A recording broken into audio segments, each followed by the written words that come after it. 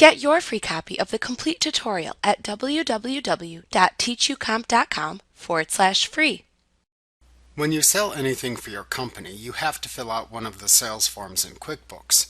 The sales form you use depends on whether you expect payment in the future or at the time of sale. If you expect to be paid in the future, you will fill out an invoice for the sale.